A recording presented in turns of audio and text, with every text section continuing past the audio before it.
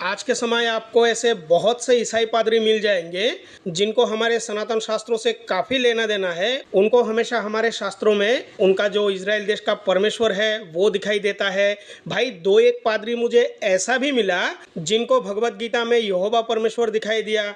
और तो और ऐसे बहुत से पादरियाँ हैं जिनको हमारे सनातन शास्त्रों से ही लेना देना है।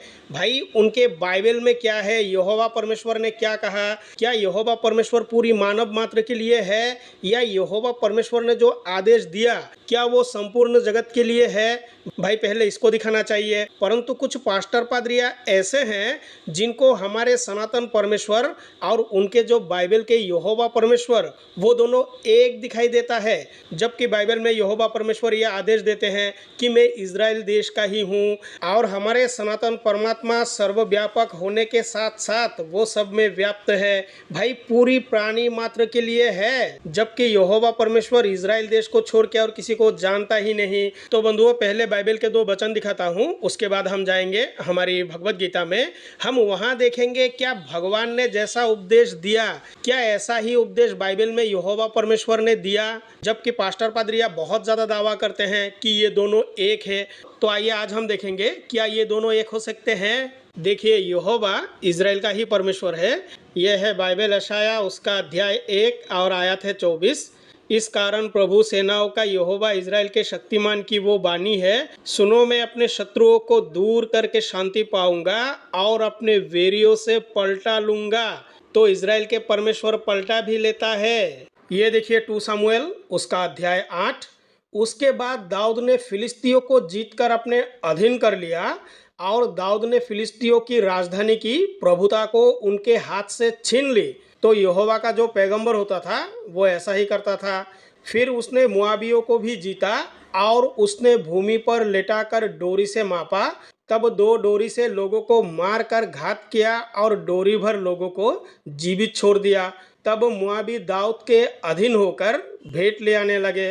तो इसी तरह से यहोवा का जो पैगंबर होते थे एक देश पर इसी तरह से आक्रमण करके वो उसको जीत लेते थे और इसका आदेश यहोवा खुद देता है। आइए मैं वो भी दिखाता हूँ।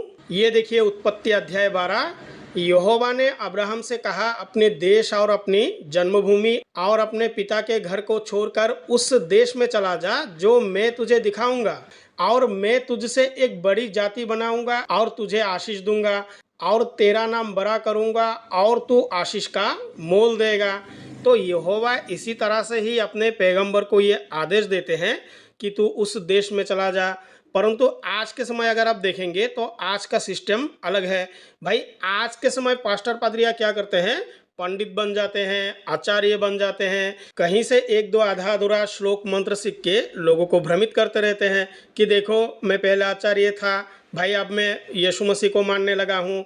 तो इन झूठे पंडितों ने भगवान का उपदेश क्या है उसको जाना ही नहीं, और इनको जानने की जरूरत भी क्या है, क्योंकि इनका काम है झूठ फैलाना। भगवान ने अध्याय 7 की प्रथम श्लोक में ही कहा, मय्यासक्ता मनः पार्थ योगम युञ्जन मदाश्रयः असंशयम समग्रम माम यथा ज्ञास्यसि तच्छृणु। श्री भगवान बोले अनन्य प्रेम से मुझ में आसक्ति चित्त तथा अनन्य भाव से मेरी परायण होकर योग में लगा हुआ तू जिस प्रकार से संपूर्ण विभूति बल ऐश्वर्य आदि गुणों से युक्त सबके आत्मा रूप मुझको संशय रहित जानेगा, उसको सुन।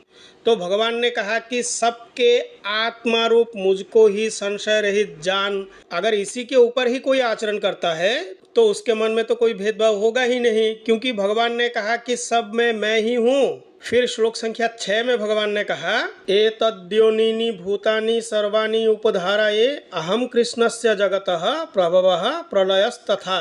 हे अर्जुन तू ऐसा समझ कि संपूर्ण भूत इन दोनों प्रकृतियों से ही उत्पन्न होने वाले हैं और मैं संपूर्ण जगत का प्रभाव तथा प्रलय हूँ, अर्थात संपूर्ण जगत का मूल कारण हूँ। तो भगवान ही मूल कारण है।